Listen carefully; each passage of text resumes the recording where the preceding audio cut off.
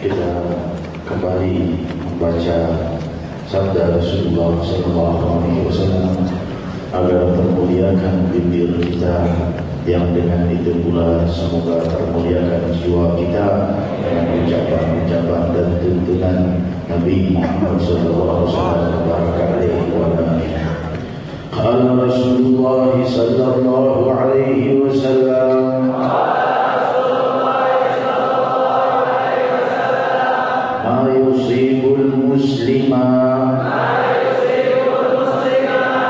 min nasabin wala wasadin wala hammin wala huznin wala adha wala ghammin hatta syawkati yushakuha illa kaffarallahu biha min khataya. Sadaqah Rasulullah sallallahu alaihi wasallam. Hadits sahih rawahu Bukhari. Hamdan li rabbin khassana bi Muhammadin wa anqadana min dhulmatil jahli wal dayajiri. Alhamdulillahi alladhi hadana bi'abdihi al-mukhtari man da'ana ilayhi bil-idhni wa qad nadana labbaika ya man dallana wa hadana. Sallallahu wasallama wa baraka alaihi wa ala alihi. Alhamdulillahi alladhi jama'ana, limpahan puji kehadiran Allah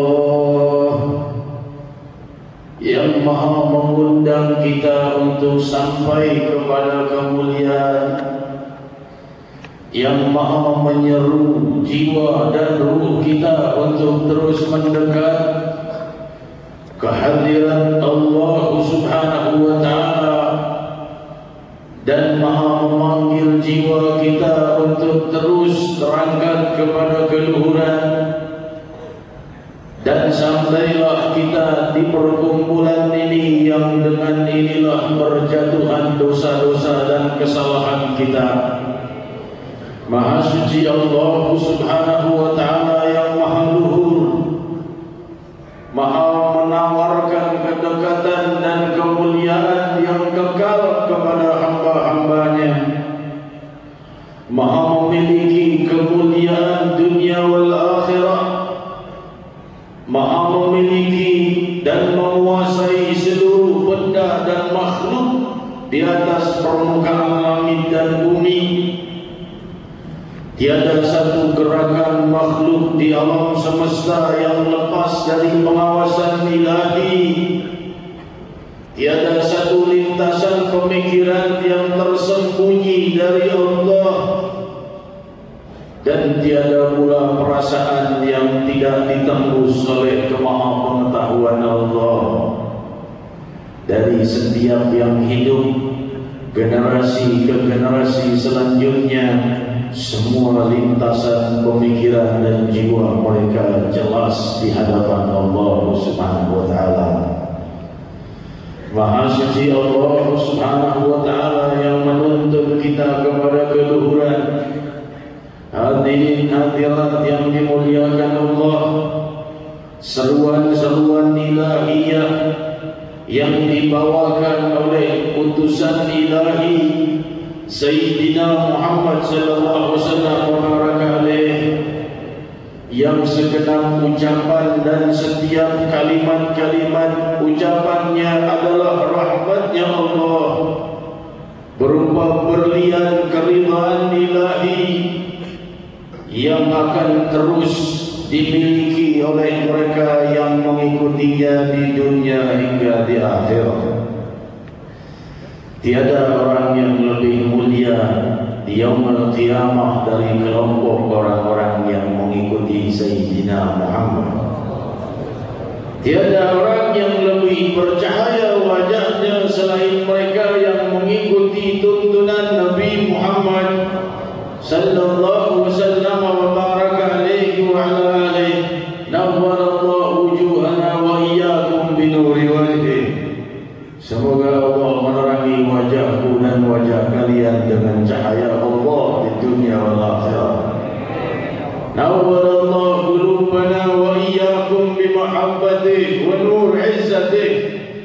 Semoga Allah menerangi jiwaku dan jiwa kalian dengan keagungan Allah dan dengan kerinduan kepada Allah. Ya Rahman Ya Rahim. Telah sampai kepada kita hadirin hadirat kabar agung bahwa di akhir malam bulan Sya'ban Rasulullah SAW berkhutbah. Beliau mengumpulkan para sahabat seraya bersabda, wahai para manusia, telah datang kepada kalian bulan yang agung, bulan yang barang siapa beramal sunnah padanya maka terhitung pahala amal yang fardu. Bulan yang mereka beramal dengan amal yang fardu maka dilipat kalikan 70 kali lipat pahalanya. Wa huwa syahrus sabr was sabr thawabuhul jannah wa huwa syahrul muwasah yazdadu fihi rizqul mu'min. Dan bulan Ramadan itu adalah bulan kesabaran, dan balasan bagi kesabaran adalah surga. Dan bulan Ramadan adalah bulan saling meluaskan dan membantu satu sama lain, syahrul muwasah. Dan di bulan itu pula yazdadu fihi rizqul mu'min, Allah menambahkan luasnya rizki orang-orang mukmin, ditambahkan oleh Allah di bulan Ramadan.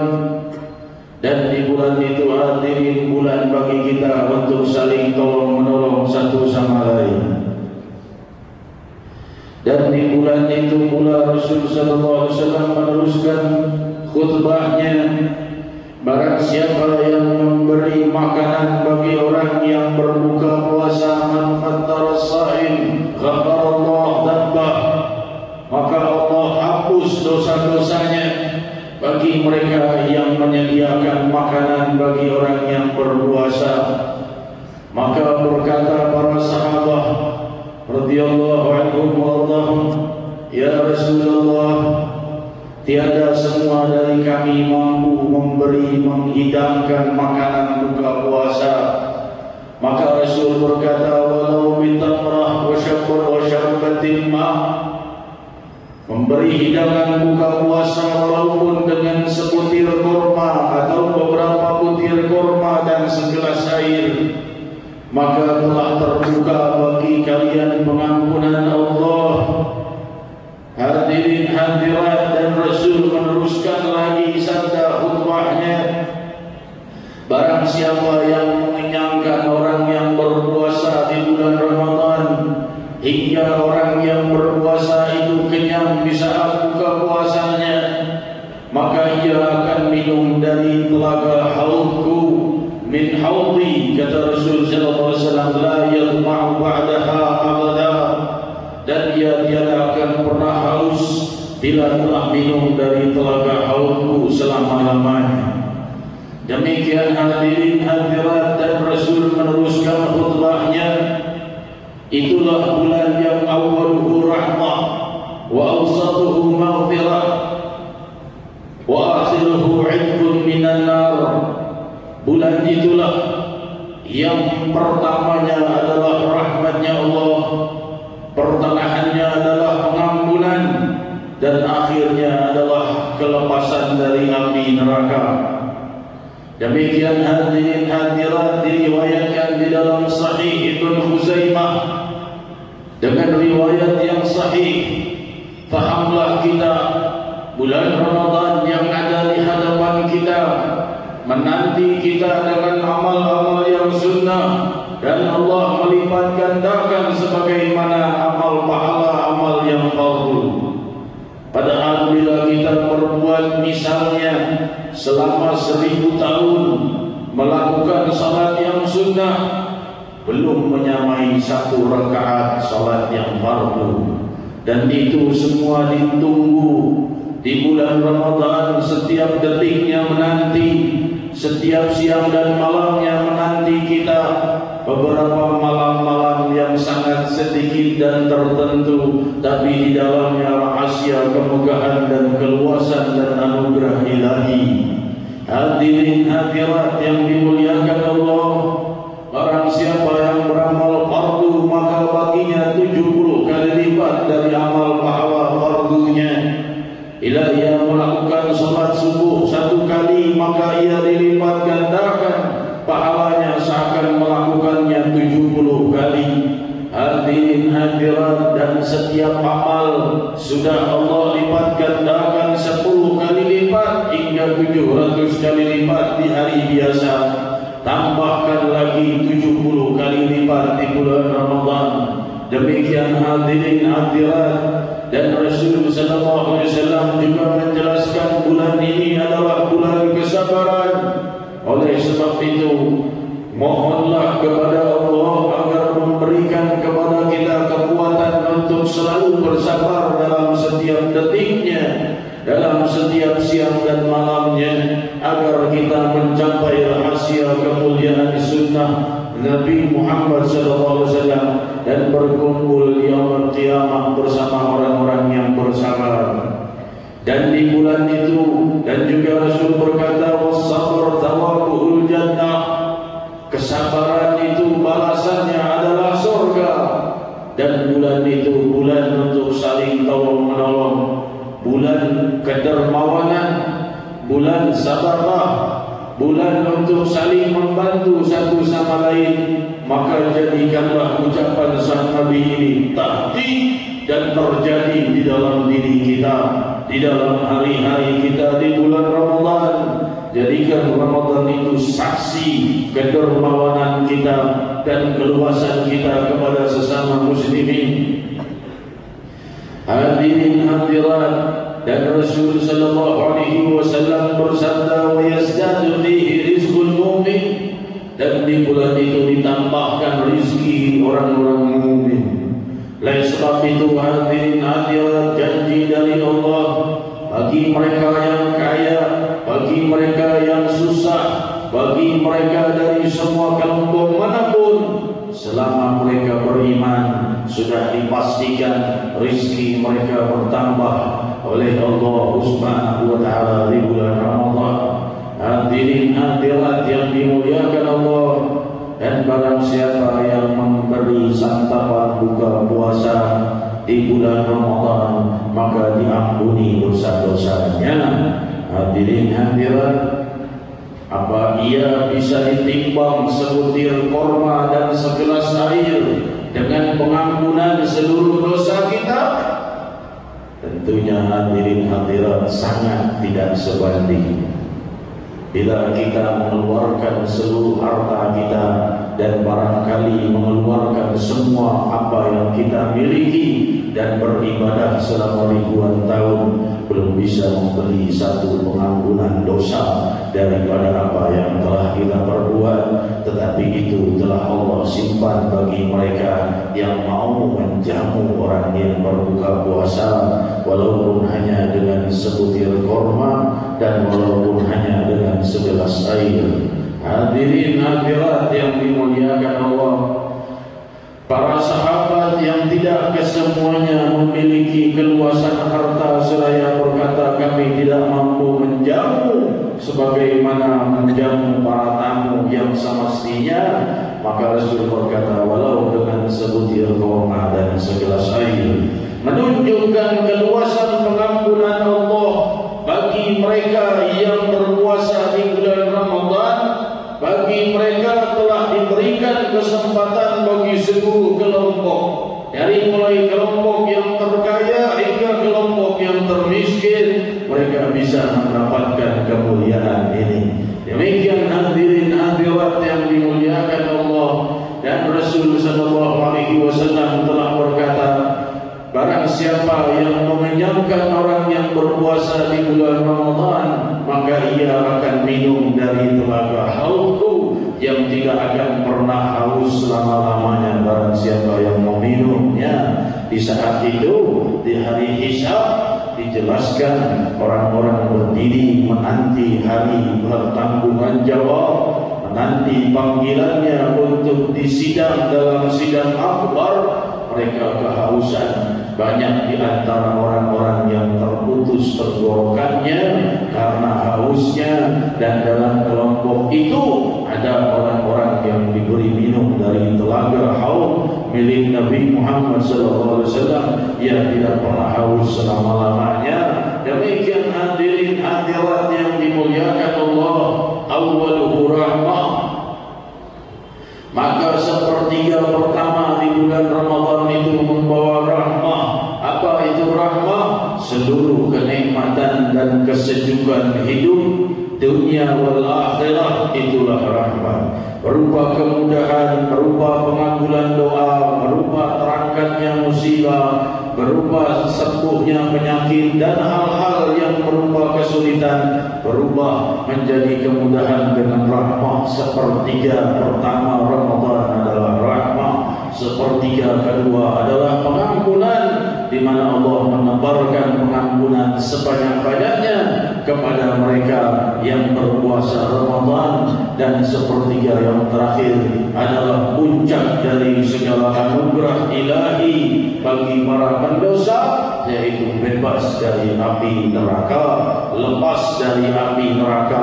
Kalau sudah mendapatkan kemuliaan lepas dari api neraka, maka sebesar apapun dosanya sudah bisa dipastikan Allah akan membimbingnya saat ia wafat di dalam cahaya taubah yang tertinggi, dan bisa dipastikan dia wafat di dalam husnul khatimah. Demikian hadirin hadirat yang dimuliakan Allah, di perjumpaan kita yang lalu sampailah kita kepada hadis Rasul sallallahu alaihi wasallam ditanya oleh para sahabat, amal apa yang paling afdal?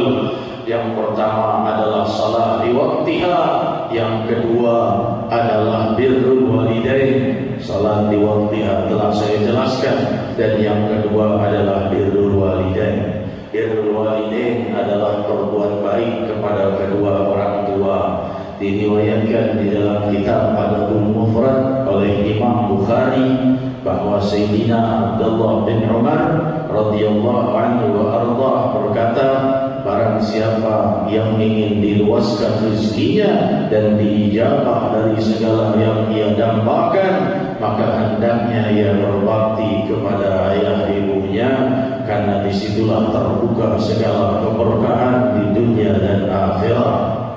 Diriwayatkan di dalam Adabul Mufrad oleh Imam Bukhari, jika salah seorang pemuda yang telah berdosa besar, yaitu ia telah membunuh, lantas ia datang kepada Abdullah bin Umar, wahai Ibn Umar, aku ingin bertaubat, aku sudah di dalam penyesalan yang puncaknya, dan apa yang harus kuperbuat? Maka Ibn Umar berkata, apakah kau mempunyai ibu? Orang itu berkata, sudah wafat. Kalau begitu perbanyaklah amal. Orang yang di sebelah Abdullah bin Umar bertanya, wahai Ibn Umar, apa hubungannya dosa orang itu dan taubatnya dengan ibunya? Ibn Umar berkata, aku tidak tahu dan belum pernah menemukan amal yang lebih cepat untuk menghapus dosa-dosa daripada bakti kepada ibundanya. Demikian hadirin hadirat yang dimuliakan Allah, jadikan bulan Ramadan ini bulan bakti kita kepada ayah dan bunda kita yang telah mendidik kita dari sejak kita lahir hingga kita bisa berbicara, berjalan, makan dan minum. Mereka lah yang berjasa atas kehidupan kita. Demikian hadirin hadirat yang dimuliakan Allah. Dan yang ketiga adalah jihad fisabilillah, dan jadikan pula jihad fisabilillah ini adalah perjuangan kita siang dan malam. Karena apa?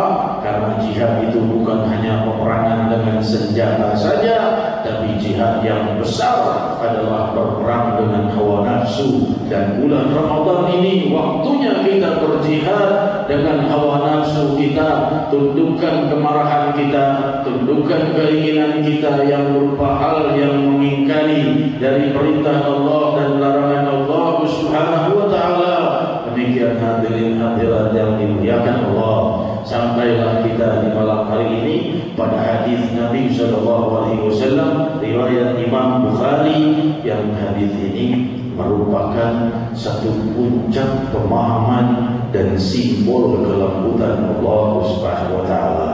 Tiadalah sesuatu menimpa seorang muslim berupa kesulitan, berupa musibah, berupa penyakit, berupa gangguan, berupa kesempitan, berupa penyakit yang berkesinambungan, terkecuali Allah dengannya menghapus dan mengikis dosa-dosanya.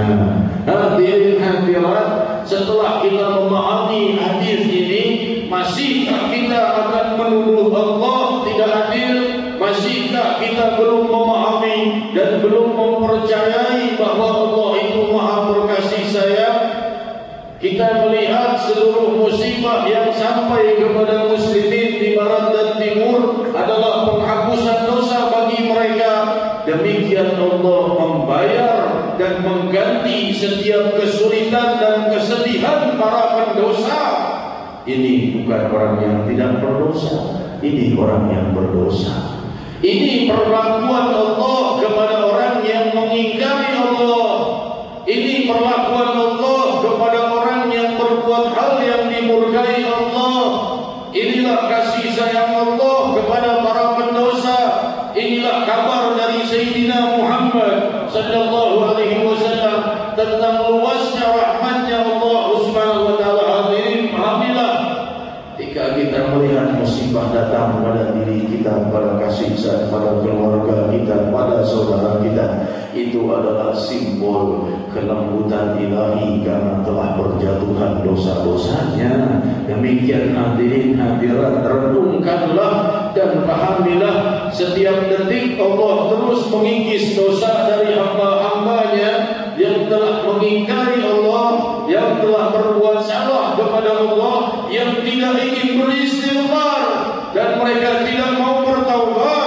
Allah Subhanahu wa taala masih mengikisnya dengan apa-apa yang tidak mereka sukai. Kesedihan, hapuskan dosa darinya. Ditimpa musibah, hapuskan dosa darinya. Sebelum kita peduli kepada orang yang terkena musibah, Allah sudah lebih peduli kepada mereka. Walaupun mereka berdosa, walaupun mereka ahli maksiat, tetapi mereka tetap dikikis oleh Allah dari dosa-dosanya, dengan kesedihan mereka, dengan musibah mereka, dengan penyakit mereka. Seandainya Allah berbuat dengan keadilannya, Allah jadikan semua kenikmatan mereka musibah. Musibah mereka Allah tambahkan lagi, dan Allah jadikan kenikmatan mereka musibah, dan wafat mereka dimasukkan di dalam api neraka.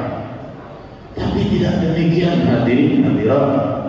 Musibah mereka mengikis dosa mereka. Mereka terus berbuat salah, mereka terus berbuat dosa, tidak mau minta ampun kepada Allah, tidak mau istighfar, tapi tetap hal-hal yang membuat mereka sedih, hal-hal yang membuat mereka kecewa, dikikis oleh Allah dosa-dosanya. Dengan itu jari-jari kelembutan ilahi tidak lepas dari para pendosa, dari muslimin muslimat. Hadirin hadirat, demikian kelembutan ilahi, demikian kasih sayang Allah. Di mana lagi kita bisa menolak keinginan untuk dekat kepada Allah? Adakah lagi keinginan untuk menolak menjauh dari Allah Subhanahu wa taala? Bila kita melihat musibah ini datang, maka itu adalah tanda kelembutan ilahi, dan kita mungkin menolaknya dengan istighfar dan taubat kepada Allah. Maka Allah menghapuskan dosa kita dengan istighfar dan taubat, tidak perlu lagi mendatangkan musibah. Demikian hadirin hadirat, sebagian kesalahan para pendosa sudah terhapus dengan musibahnya. Demikian hadirin hadirat yang dimuliakan Allah. Semakin kita mengenal tuntunan Sang Nabi, semakin kita asyik kepada Allah. Karena memang tidak ada yang paling pantas dijadikan tempat kita asyik selain Allah. Tidak ada yang lebih pantas dicintai dan lebih dikagumi selain Allah. Dialah yang maha berhak dikagumi, abadi di dalam segala keindahan. abadi dalam segala kemuliaan, abadi dengan segala kasih sayangnya, dan kasih sayangnya muncul terlihat pada setiap pendosa, setiap kesedihan, setiap kegundahan, setiap kebingungan, setiap stres, setiap penyakit, setiap musibah. Itulah Allah Subhanahu wa Ta'ala terus menghapus dosa-dosa mereka. Oleh sebab itu, bila muncul pertanyaan kenapa Indonesia negara muslim terbesar tapi paling banyak terkena musibah, disitulah bukti kasih sayang Allah. Cuma sayangnya hamba ini tidak paham-paham, mereka terus lari dari istighfar, tidak mau meminta maaf kepada Allah, tidak mau bertaubat kepada Allah. Niscaya bila mereka bertaubat, Allah hentikan musibah, tidak perlu lagi didatangkan musibah. Demikian hadirin hadirat yang dimuliakan Allah Subhanahu wa Ta'ala. Diriwayatkan di dalam Sahih Bukhari, Allah Subhanahu wa Ta'ala menuliskan amal yang sama bagi orang yang sedang sakit sebagaimana amalnya saat dia sedang dalam keadaan sembuh. Kalau seandainya seseorang misalnya tiap malam salat witir tidak pernah tinggal, salat qabliyah wa'diyah tidak pernah tinggal, misalnya salat duha tidak pernah tinggal, lantas saat dia sakit atau saat dia dalam perjalanan musafiri, dia tidak bisa melakukan amal-amalnya yang sunnah, maka Allah Subhanahu wa Ta'ala menuliskannya seakan-akan dia beramal dengan amal yang sunnah. Demikian Allah Subhanahu wa Ta'ala berkasih sayang kepada hambanya yang dalam sakit, yang dalam perjalanan. Semua kesusahan mereka diganti oleh Allah Subhanahu wa Ta'ala. Bila seseorang memahami ini, maka seluruh kehidupan kita ini hakikatnya adalah rahmah, hakikatnya adalah kasih sayang ilahi, tidak lebih daripada itu. Dari semua musibah dan kesusahan, yang itu adalah pengampunan dan penghapusan dosa, dan dari kenikmatan yang itu merupakan simbol kasih sayang Allah yang bila disyukuri akan ditambah oleh Allah Subhanahu wa Ta'ala berlipat ganda. Demikian hadirin hadirat yang dimuliakan Allah. Diriwayatkan bahwa ketika ayahnya Jabir radhiyallahu anhu wafat, diriwayatkan dalam Sahih Bukhari, ketika ayahnya Jabir wafat di perang Uhud. Siapa ia? Dia adalah Abdullah bin Amr bin Haram. Diriwayatkan dalam Sahih Bukhari, ia lepas dari perang Badar. Dan ketika ia berkata kepada Rasul, "Ya Rasulullah, aku tidak sempat hadir di perang Badar, tapi kalau seandainya nanti ada peperangan lagi, Allah akan melihat apa yang kuperbuat untuk membela Allah dan Rasul-Nya." Di perang Uhud, maka Abdullah bin Amr ini terjun di dalam medan Uhud. Dan sebelum dia terjun, dia berkata kepada para sahabat yang lain, "Aku mencium wanginya surga." Dan setelah itu dia tidak ditemukan, terkecuali setelah selesai perang Uhud, ia terkena 85 tusukan pedang. Luka di tubuhnya 85 goresan pedang. Jabir radhiyallahu anhu dalam keadaan sedih selesai perang Uhud putranya. Rasul bertanya, "Mana yahzunuka ya Jabir?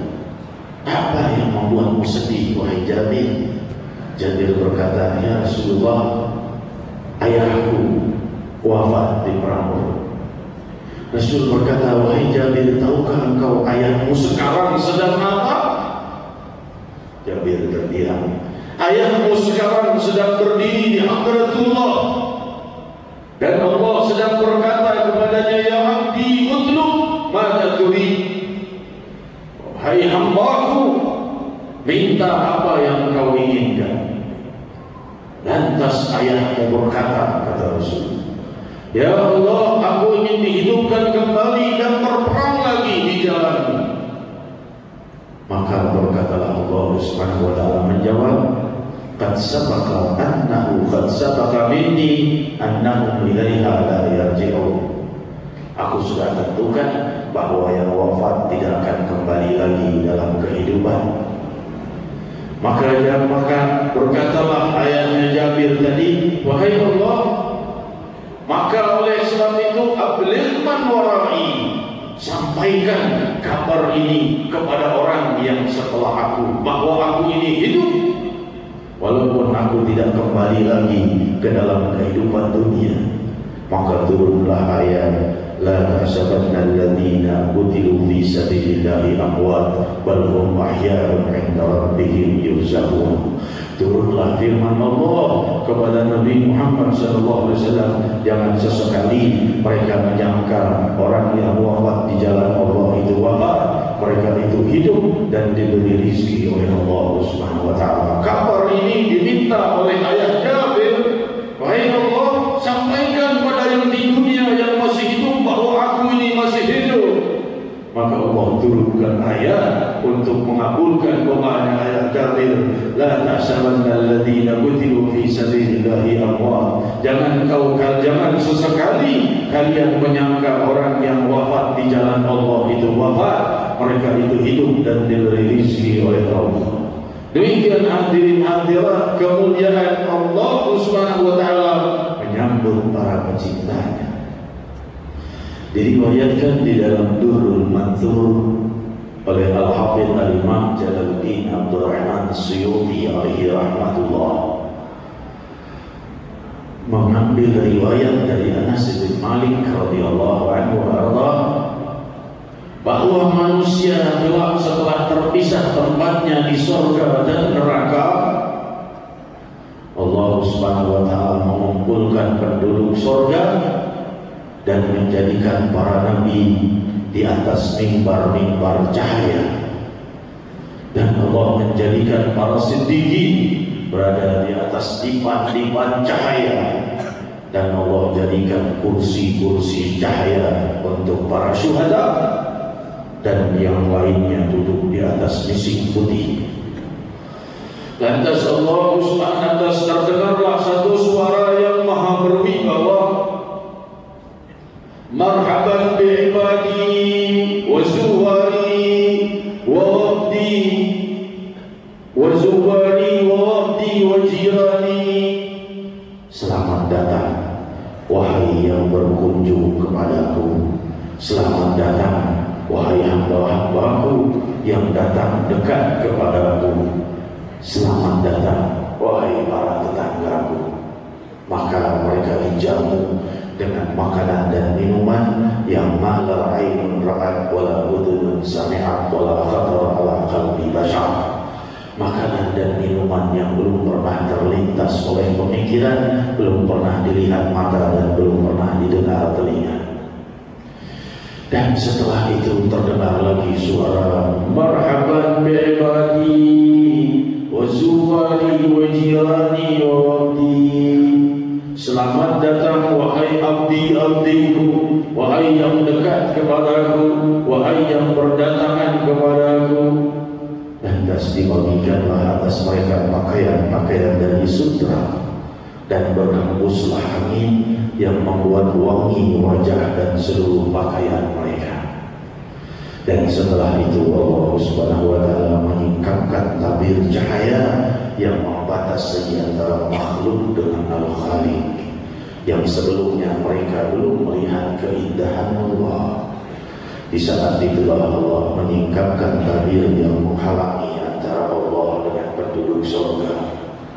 Lantas Allah berkata, ya assalamu alaikum ibadi unduru ilayya laqad raditu ankum.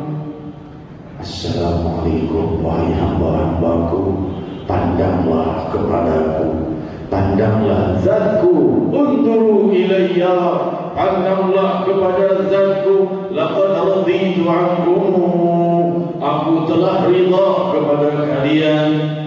Maka ketika tabir itu tersingkap, berguncanglah surga dengan gemuruh tasbih mengucapkan subhanaka, subhanaka, subhanaka, subhanaka. 4 kali tasbih, surga dan segala isinya berguncang mensucikan nama Allah Subhanahu wa taala. fakharral qaum sajida, dan semua penduduk surga menyungkur sujud kehadiran Allah Subhanahu wa taala. Lantas Allah berkata, irfa'u ru'usakum inna hadha laysa bidaril amal innama darul jazaa. Angkat kepala kalian dari sujud kalian, ini bukan tempat bersujud, ini adalah tempat pembalasan amal mulia. Wa ma min sa'atin dzakartumuni bidari dunya illa dzakartukum fawqa arsy. Tiadalah suatu saat kalian mengingatku di masa hidupmu di dunia terkecuali aku mengingat kalian. Demikian hadirin hadirat, riwayat ini didukung dengan sabda Rasulullah SAW, diriwayatkan di dalam Sahih Bukhari, ketika para sahabat bertanya, ya Rasulullah, hal nara Rabbana, wahai Rasulullah, apakah kami kelak akan melihat Tuhan kami? Rasul berkata, na'am, kalian akan melihat Tuhan kalian, sebagaimana tidak terhalangnya bulan purnama ketika saat tiada awan. Demikian diriwayatkan dalam Sahih Bukhari. Bahkan Allah Subhanahu wa taala berfirman di dalam surat Al-Qiyamah, wujuhun yawma idzin nadhirah ila rabbiha nadhirah, wajah-wajah yang bercahaya berdiri tegak memandang Allah. Hadirin hadirat, adakah pandangan mata kita akan memandang keindahan Allah? Hadirin hadirat, adakah dalam jiwa kita kerinduan kepada Allah, kerinduan memandang yang maha indah, kerinduan memandang kepada yang maha berjasa, kerinduan kepada yang merindukan semua yang merindukannya? Sebagaimana sabda sang Nabi, man ahabba liqa Allah ahabba Allah liqa'ah. Barang siapa yang rindu berjumpa dengan Allah, maka Allah rindu berjumpa dengannya. Hadirin hadirat, jangan tertipu dengan bisikan syaitan. Engkau belum pantas merindukan Allah. Kalau bicara pantas, tidak para pendosa, tidak para nabi pantas berjumpa dengan Allah, tetapi Allah merindukan orang yang merindukan Allah. Jika seseorang atau bisikan syaitan berkata, percuma kau merindukan Allah, maksiat jalan terus. Justru ketika jiwa merindukan Allah, itulah Allah akan menuntun kita kepada keluhuran hidup dan akan wafat dalam puncak taubat dan puncak husnul khatimah. Demikian hadirin hadirat, karena yang paling tinggi derajatnya dan paling berhak atas surganya Allah adalah orang-orang yang merindukan Allah, karena mereka sudah dirindukan oleh Allah Subhanahu wa taala. Kalau mereka sudah dirindukan oleh Allah, maka tentunya api neraka tidak akan berani menerimanya, dan surga akan berdoa agar dimasukkan hamba ini ke hadiratnya. Demikian hadirin hadirat yang dimuliakan Allah. Ketika Rasul sallallahu alaihi wasallam menjelaskan dan bersabda, di masa Allah Subhanahu wa taala membukakan kesempatan bagi hambanya untuk melihat zat-Nya yang maha indah, malaikat berkata, Rabbi, ada di antara mata mereka itu tidak pantas melihat keindahanmu, kamu ayunuhum musah. Dahulu mata mereka selalu bermaksiat dalam kehidupan dunia, tidak pantas lagi memandang keindahan dan-Mu ya Allah. Lantas Allah Subhanahu wa taala menjawab, irfa'ul wujuh, singkirkan tabir dari mereka agar mereka dapat melihat keindahanku. Kamu a'yunuhum min dama'at syauqan liliyahi, karena pandangan mata mereka pernah meneteskan air mata untuk rindu berjumpa denganku. Maka yang telah meneteskan air mata merindukan Allah sudah berhak berjumpa dengan zat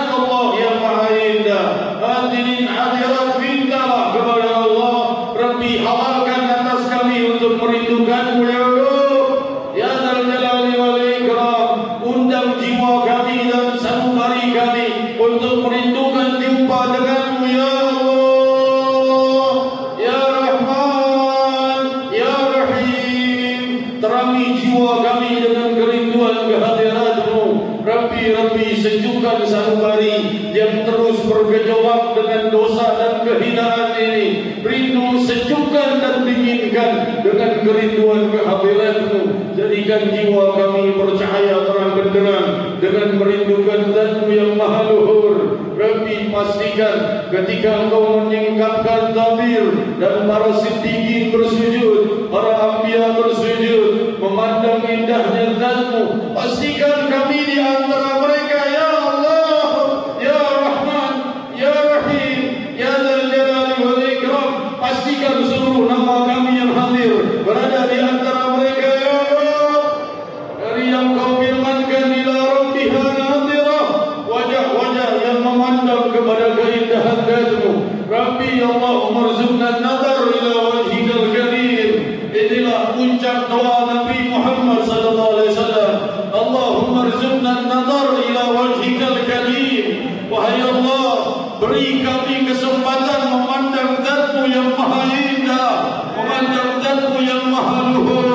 Allahumma rzuqna an-nadhar ila wajhikal karim. Ya Allah, ya Allah, ya Allah, ya Allah, ya Allah, ya Allah,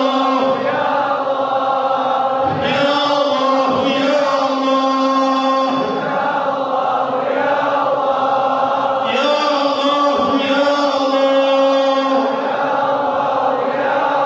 Ya Rahman, Ya Rahim, jiwa kami dan tubuh kami yang dipenuhi lumpur dosa, dipenuhi dengan kehinaan dan kebusukan dosa.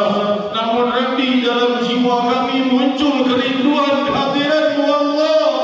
Ya Rahman, Ya Rahim, salahkah kami jika merindukan-Mu? Bukankah kerinduan padamu dengan izin-Mu ya Rabb? Kau telah izinkan kami merindukan-Mu. Maka Rabbi, jadikan siang dan malam kami dalam cahaya kerinduan kepada Zat-Mu. Ya Allah, ya Allah, ya Allah, ya Allah, ya Allah, ya Allah, ya Allah, ya Rahman, Ya Rahim. Di majlis agung ini Rabbi, ribuan jiwa sedang merindukan jumpa denganmu. Maka jawablah kerinduan itu Rabbi dengan hakikat kerinduan darimu. Man ahabba liqa Allah ahabba Allah liqa. Hadirin, jika sebutir kerinduan dalam jiwamu saat ini merindukan Allah, sadarilah Allah sedang merindukan jumpa denganmu.